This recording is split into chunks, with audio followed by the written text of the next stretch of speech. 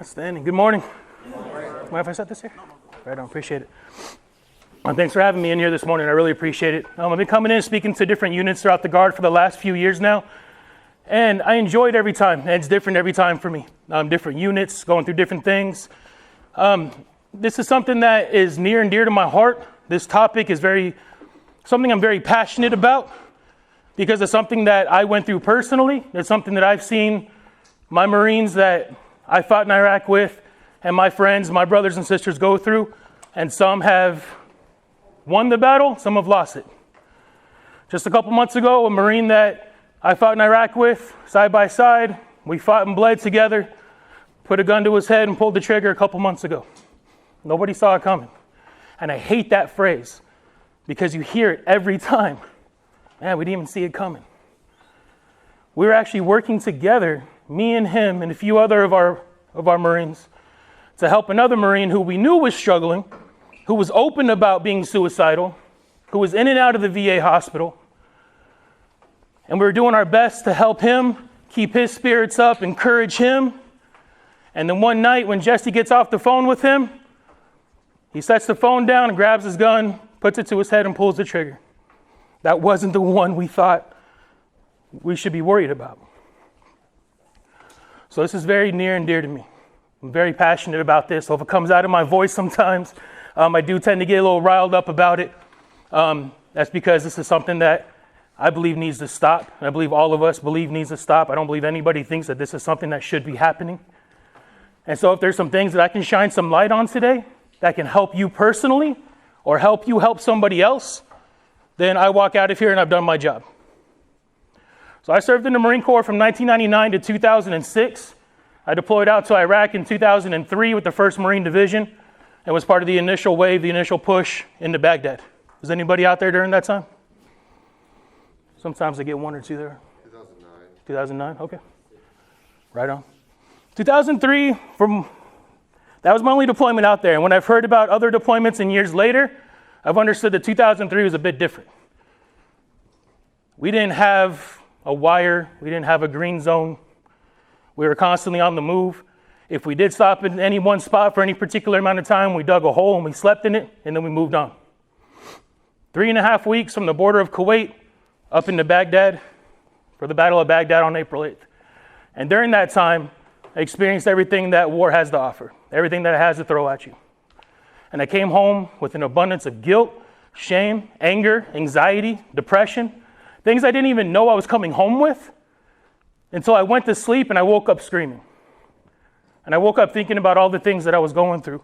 And my mind said, hey, you know all these things that you went through? That as you went through them, you went, okay, that happened, file it away, move on. That happened, file it away, move on. Drive on, keep moving forward. Well, we're home now. Let's deal with it. I didn't want to. So I drank it away. Took pills, tried to make it go away. Tried to ignore it. And it didn't work. It suppressed it for a little bit of time. Then I needed more alcohol, more pills. Started moving into other drugs. Got violent, whatever I can do. Adrenaline became my drug. If I can go out and fight with somebody and hopefully they kill me, then cool. If they don't, I had some fun. And it landed me in jail several times. I lost custody of my kids. I was homeless for a while. My life went into a deep darkness because I didn't know how to handle what was going on inside of my head. I knew how to handle an enemy on a physical battlefield. No problem. I learned that. I was good at that. I was proficient at that. I led Marines into battle and I brought every one of them home. I was good at it. But then I come home and now I'm in this other battle in my head with an enemy I know nothing about. And I don't know what to do. I don't know how to fight this enemy. I don't know how I'm going to win this battle. And so it came to a point in 2007 where I sat in a dark closet with a .45 H&K USP pistol to my head, my finger wrapped around the trigger, and was getting ready to become one of the 20 plus veterans that kill themselves every single day in this country.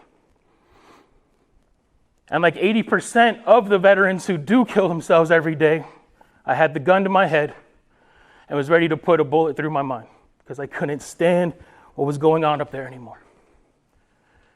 I was tired of it, was tired of hurting my family. I was tired of hurting my kids. Like, I was not the father that my son deserved. I was not the man that he should be looking up to as an example. I brought chaos into my home. I brought disorder into my home. I brought the enemy into my home and didn't even realize it and thought I was that enemy because I'm the one that's doing all of this. I'm the one causing these problems. I'm the one dealing with this. I'm the one pushing it on everybody else. I'm the enemy. So what does my Marine Corps training tell me? Seek out the enemy and destroy him. That's me. So I'm going to put that gun to my head and I'm going to take out the enemy and my family's going to be fine now. But that's not the case.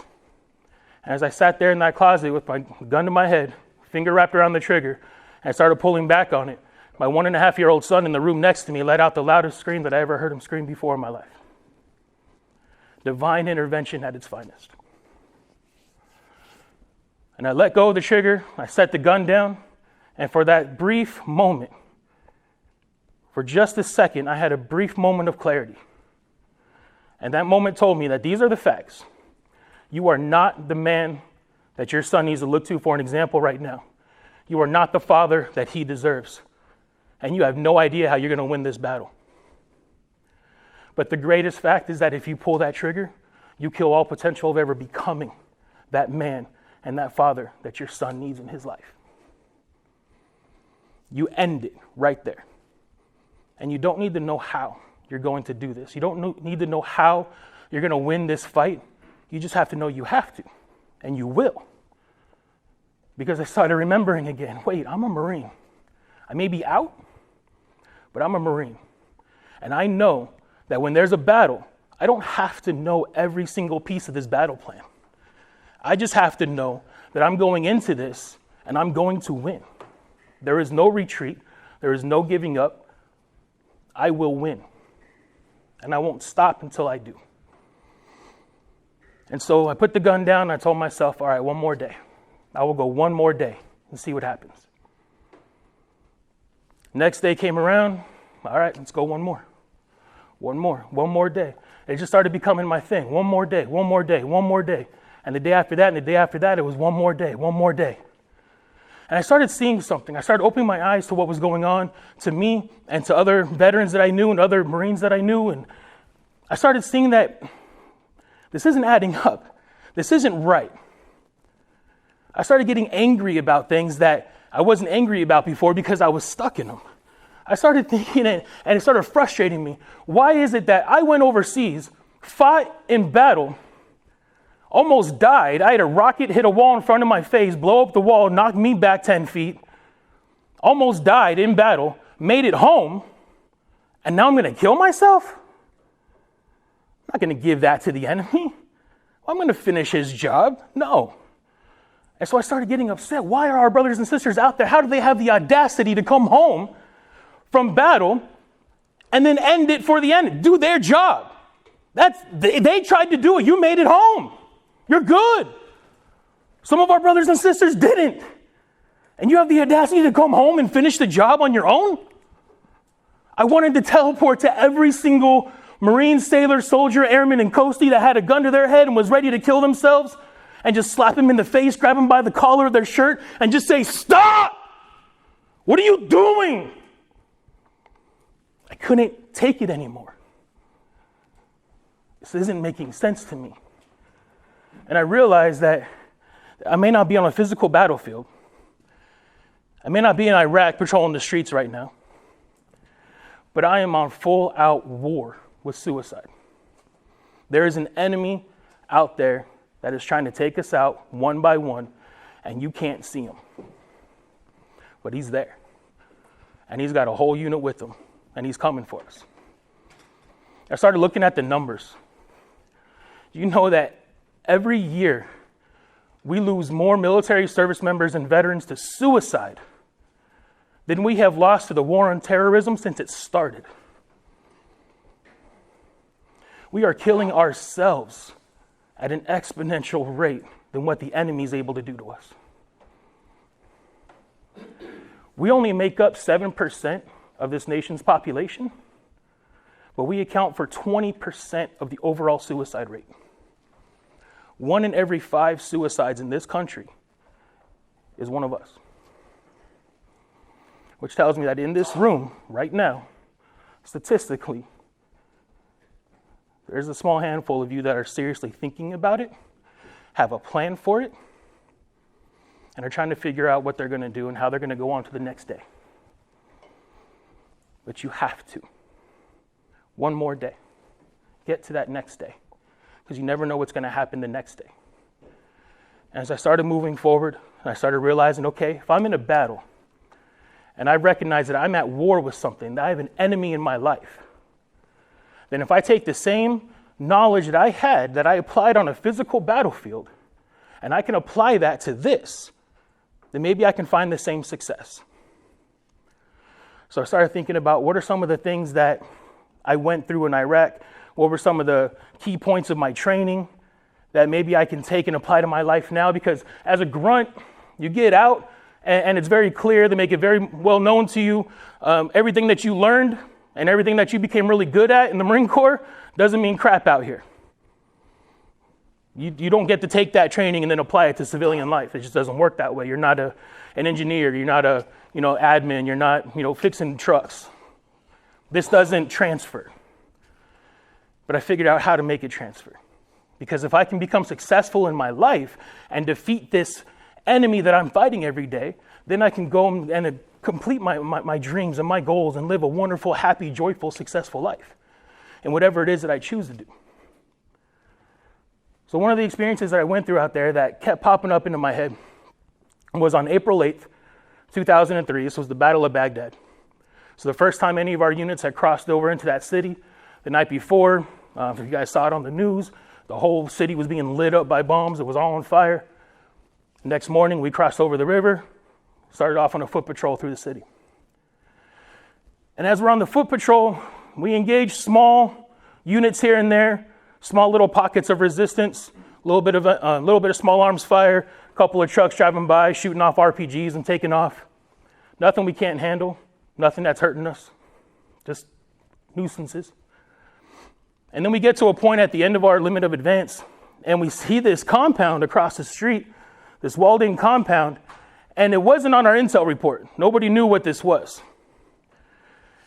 And so our company gunny saw a local man walking around. He stopped him and he said, "Hey, what is that?" And the guy said, "Oh, that's the Iraqi Ministry of Defense." He said, "But they abandoned it. It's gone. Nobody's there. It's empty. Don't worry about it."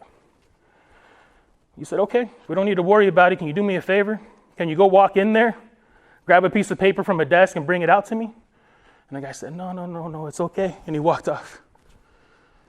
And within the next few minutes, our entire unit was ambushed by over 300 Fedayeen soldiers. The Fedayeen were Saddam's special forces. These were the guys that were trained by his son.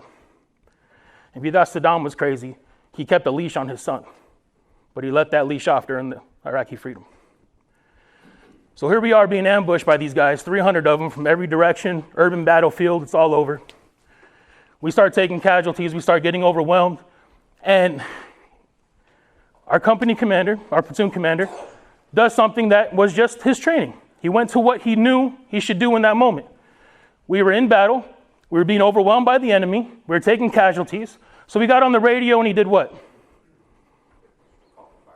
Call for fire, call for support, right? So he gets on the radio, calls for support. Thank you, Captain. Gets on the radio and calls for support.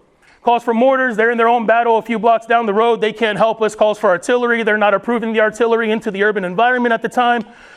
Gets around to calling for air support, and air support basically puts them on standby, puts us on hold, but says, "We're coming, hold your position," put you on the waiting list.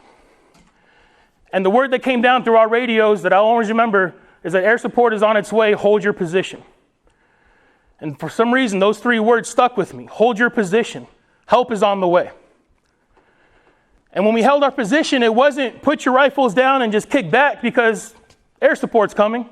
We're still in a battle. We're still fighting.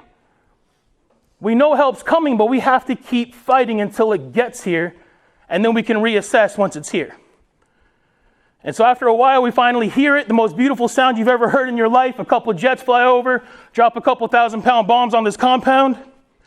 And throughout the night, we're able to defeat that enemy, take the compound, and move on with our mission. So this story kept coming up in my head, this experience. And it was coming to me not in a way of PTSD and not in a way of nightmares, but in a way of showing me a parallel between things. That I've now recognized I'm battling an enemy, this enemy of suicide in my life, and I need to apply similar tactics. So if I ever find myself in a position where I'm being overwhelmed by this enemy, and I feel like I can't handle this anymore, this isn't small arms fire, this isn't a drive-by RPG, which could amount to maybe a past due power bill, a small argument you had with your spouse. Right, these are things that are going to happen, but you can deal with them. You can figure it out and move on. But if I find myself in a position where I have a gun to my head again and I'm sitting in a closet and I am overwhelmed, I need to get on my phone and call for help. Call somebody. Know that that's okay. I don't know why we end up with this mentality, this pride, stubbornness about, well, I can't call somebody, I can't show I'm weak, or I don't want to bother somebody, I don't want to be a burden to somebody. You wouldn't want that for the person next to you. You would want them to call you and say, I'm struggling, help me. I'll be right there, hold your position, I'm on my way. And no matter what side of the call you're on, you have a responsibility. When you make that call to somebody and say, bro, sis, I'm hurting. I don't know what to do. This is going on, that's going on. I'm just overwhelmed. I don't know what to do. I'd be better off if I wasn't here.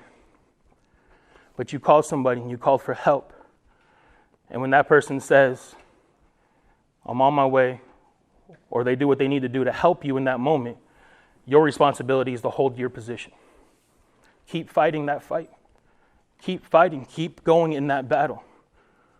Whether it's one more hour, one more minute, one more day, you keep going. Something is going to come through. I am a testament to that. I got to a point in my life where I didn't think there was any hope. My family didn't think there was any hope. I started seeing a counselor who later, now that we're friends, told me, I didn't know what to do with you anymore. I was at a loss. You kept coming, but I didn't know what to tell you anymore. I was waiting for the day where you didn't show up.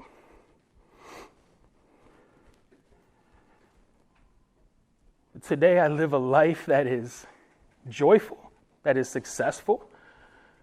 I'm married to a woman who sees me as a man that I could only imagine that to dream to become. But she sees it in me, and she was the only one who saw it in me back in the day. That when I screamed and yelled, it wasn't fear that she felt, but compassion, and saw there's pain, and helped me get through that. I have my kids back in my life. I have 2 awesome boys. My oldest knows this story about when he was 1.5 and takes pride in it, kind of uses it against me sometimes. I saved your life. You screamed. But it's cool. They know what I went through. They know the battles that I had, and they know where I'm at now. And now I'm that man who is an example to my sons of what they need to be, of what it is to be a good husband, what it is to be a good father, what it is to be a good member of your community. They see that. And they understand that it's not an easy road, but it's one worth traveling. And there is reward and benefit at the end of it. Just by show of hands, if I could tell you that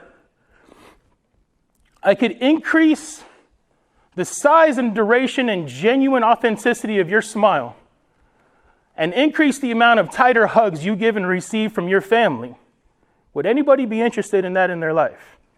Does anybody want that in their life? Authentic smiles, tight hugs, those can happen. If you're not experiencing that now, you can.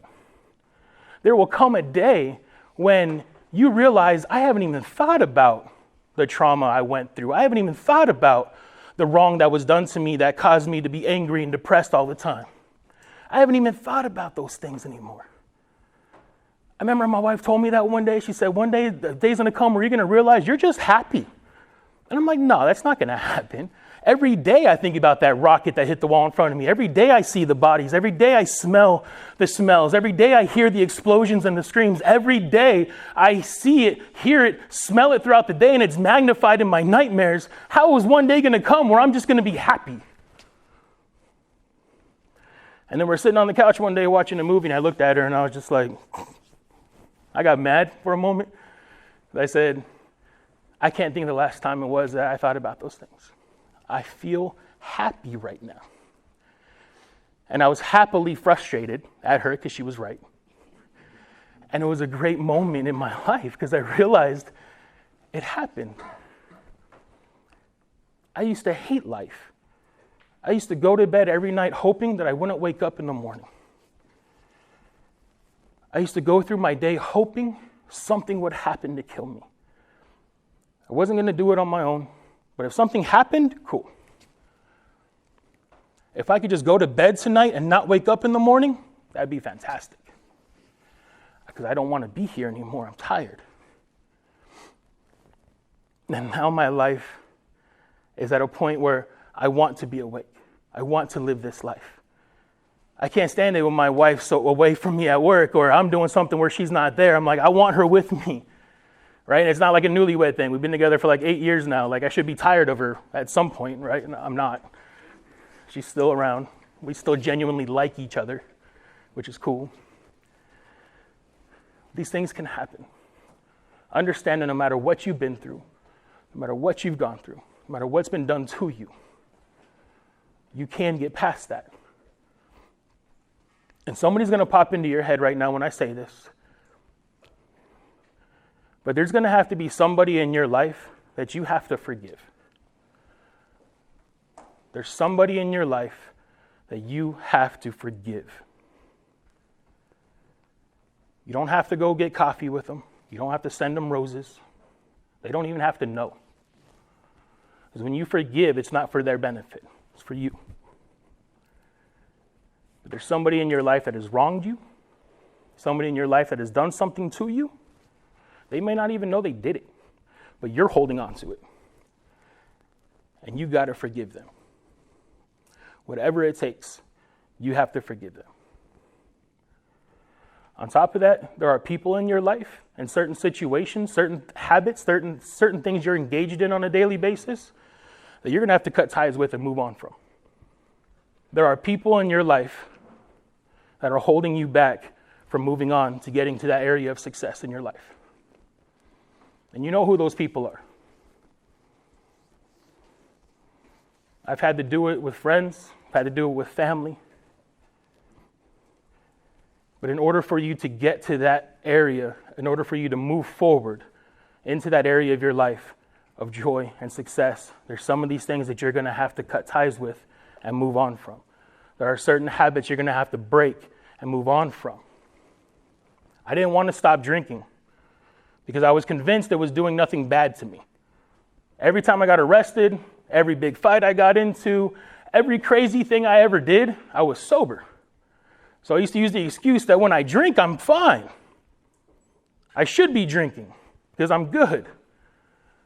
But then realized that the next day I'm not. Started seeing a pattern that was being pointed out to me. No, you're worse the next day. The drinking's doing you no good. My liver started failing me. My body started failing me because of it. And so I decided, okay, that's the thing that I need to cut back. I need to cut out of my life. Poured out all my bottles and I stopped drinking. It might not be that easy, and it wasn't easy as time went on. The choice was, I'm done. But did it affect me moving forward? Sure, that was hard. But now I'm at a point where I don't keep track anymore. I'm not like, oh, I'm a 672 days sober. Like, I don't know. I'm just sober, and I'm happy, and it's good. But I had to stop that and move forward. There are things in your life that you're going to have to stop and move forward. Find something else to replace it. Every bad habit you have, everything that's bringing you down, you can cut it out and replace it with something better. Go through that process. These are all things that I want you to look at as forms of attack on the enemy, forms of weapons that you can use, because you're in a battle. Don't forget that. So every time that you can cut out a bad habit, every time that you can cut out a bad personality trait, like I'm always angry, I'm just frustrated all the time, and I'm bitter at everybody, and I just scowl at everybody. If I can knock that off and just put on a little smile and force it for a while, one day it'll be authentic. Stop it, move forward, try something else. That's a battle that you won. That's an attack that you brought on the enemy. I'm going to attack this area of my life. You got to see it like that. One of the things that I had to overcome and realize in the beginning of all this was I was actually more comfortable in a position of depression and sadness and having PTSD overrun my life. I found myself being more comfortable with that than overcoming it and moving forward with something successful. Because what's expected of me when I'm being overwhelmed by PTSD and major depressive disorder and all these things, if I can get out of bed, take a shower, and put on clean underwear, I get a gold star for the day. That's the expectations on my life. And if I can make it to the next day, cool. And everybody looks at me like, well, we get it. Oh, yeah. You went through combat. You went through these things. We understand. And you start feeling like, I guess this is just who I am. I guess this is just my life now. And I'll be comfortable with that because nothing's being expected of me. There's no accountability. There's no responsibility. But as soon as I step away from that and I decide I'm going to try to grow in my life, I'm going to try to do better things, I'm going to try to become a better person today than I was yesterday, now there's a higher level of expectation placed on my life, and that can get scary. If I break away from this comfort zone, if I step out of the wire into this uncertainty, then I don't know what's going to happen. What if I fail? What if I try and then I fail? Now I'm embarrassed. Now I lost. Now I feel like a failure. But what if you win? What if you get to the next step and then the next step? And keep focused on that. I live a life now that I'm not afraid of losing because I'm more focused on where it's going, and I will fight harder for my life now than I ever fought in any battle in Iraq. Whenever I recognize the enemy coming into my life, because he doesn't as often anymore, I feel like he's just tired, which is good for me. I love thinking about it like, you got the enemy out there, right? And they get their assignments and their missions and everything for the day. And so the enemy wakes up in the morning, checks his email, and goes, okay, what's my mission for today? And that day he's being tasked with take out Andrew Jones, pull him from his plan and purpose, and ultimately your ultimate objective is to destroy his family. And that enemy goes, I'm going to use a personal day today. I'm calling in sick. I don't want to deal with them. I'll get some laundry done, take care of some errands around the house. I'm not messing with him today. That's where I believe my life has gotten with the enemy. Because I don't notice him as much anymore. He's not around as much anymore. I know you guys are Army. Are there any Marines in here? All right, that's fine. I'll say this anyway. The Marine Corps over history has been known to be a unit that the enemy will deliberately make battle plans to go around and to avoid because they don't want to mess with them. I remember sitting outside of a city called Al-Fajar in Iraq, and we had some intel come to us from the city as we're staging outside of it. And the intel that came to us from the operatives that we had inside of the city was that there were members of the Ba'ath Party and the Fedayeen inside of that city, but they were waiting until we left because they didn't want to have to fight us. Their orders were specifically, when the Marines move, then you attack. I love seeing that as that's how the enemy treats me these days. And I will fight for this life that I have now. That when that enemy shows up, I can suppress him and knock him down and say, get out of my life. I have authority over my home. I have authority over my mind. I have authority over my family. And you will not attack me. You will not attack my wife. You will not attack my kids. There will be peace and love and order in my home. And there is no enemy in hell that is going to take that from me. I will fight every day, making sure that I continue to be victorious in this battle. Because I've seen the result of it. I went from that moment of having the gun to my head to now a moment of authentic, genuine smiles and tight hugs and love in my life. And I'll be honest, as a Marine, as somebody who grew up with this big bad, like I'm awesome mentality, I'm big bad strong man. It used to be hard to talk about that. It used to be hard to say I want love in my life. It used to be hard to want to genuinely smile in pictures and not put on some hard face in them. It used to be hard. Now it's all I want. And I love it. And don't get me wrong, I will still rip the throat out of anybody who comes after my family. But I love my life. And I want nothing but love and happiness in it. And I believe that every single one of you in here can achieve that in your life, if you haven't already. And if you're at a point to where you are content, you are comfortable with where you're at, and all these things that I'm saying, you're thinking like, I'm good. I'm not worried about anything. I don't think about dying at night. I'm good. My life's fine. I'm paying the bills. I got a house, a car. My kids are good. Understand that getting to that point of comfort and content in your life, that's one of the things that this enemy loves to use. That you start becoming complacent with where you're at. And you kick your feet up and go, I'm good. If you know anything about fighting a physical battle on the physical battlefield, the second you kick your feet up and you become complacent of where you are and what's happening, that's when the enemy comes in and strikes. Complacency kills. That was driven into my head as a young Marine so much. Complacency kills. Don't ever become complacent. Always be thinking about the next move. Always be thinking about the next mission. Always be thinking about what the enemy's doing and what you can do to win in these battles. Always be thinking about it. Don't ever become content, comfortable, and complacent with where you're at. It doesn't mean live a life of extreme anxiety. Just know that you should be pushing every day to try to become better today than you were yesterday. And as long as you're doing that, you'll find success. I remember working with a Marine. I was talking to him over the phone, this veteran, and his fiance just broke up with him. For 7 years they were together. They were engaged to be married. His heart was broken, and he was mad. And he had this thought that, I wonder what the look on her face will be when I kill myself. And this seemed to bring him a sense of joy to think about what that look on her face would be when he killed himself. Not realizing, bro, you're not going to see that face. Whatever joy you think you're going to get from it, you're going to be gone. And instead of walking him down that path, what I decided to do was shift his mindset in it, right?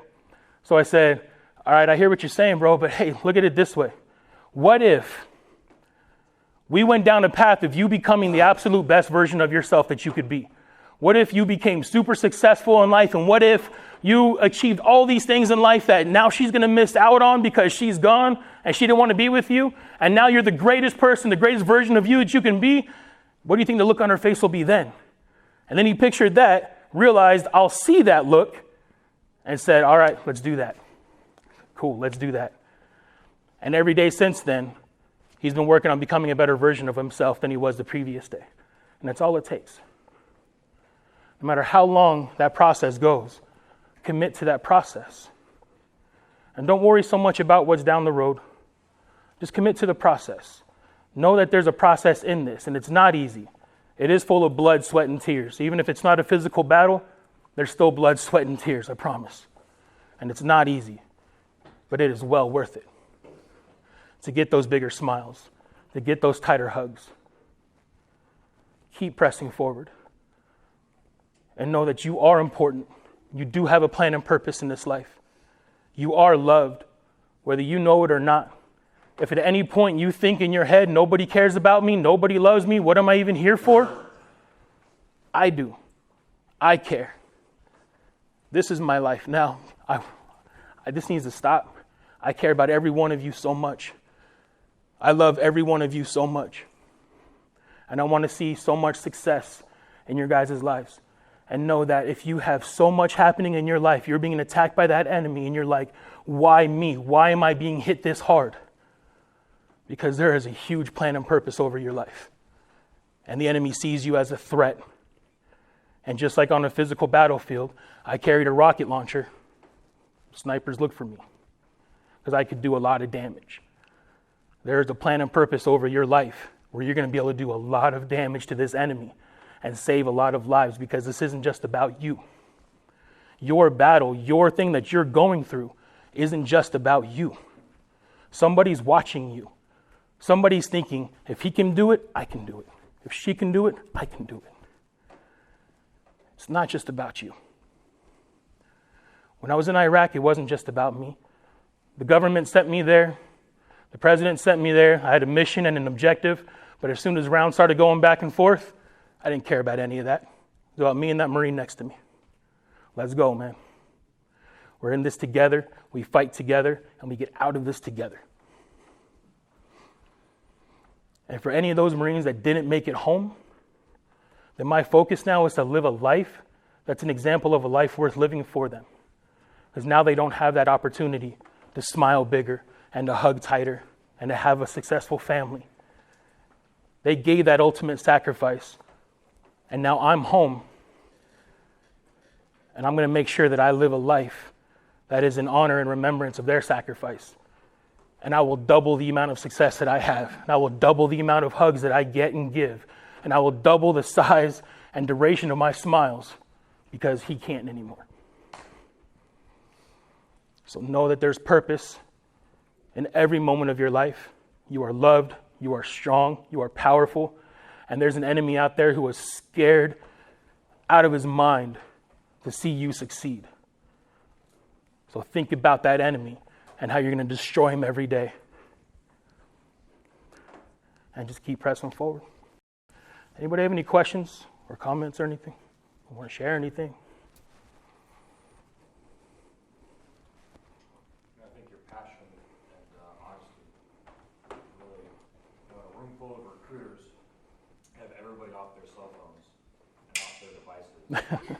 Speaks to your passion about it, and it really comes through, and I can appreciate you coming out and talking to us. No, thank you, sir. I appreciate that. And no, recruiting, man, that sucks. Does, man. It's an opportunity to help other people in their life. Yeah. I did the recruiting thing for a little while. Ooh, man, no. I know what y'all going through, man. Just get through it. It's just a tour. That's all. All right. Cool. I appreciate you guys' time. Thank you very much. Hope you have a great rest of your weekend and have fun. Thank you.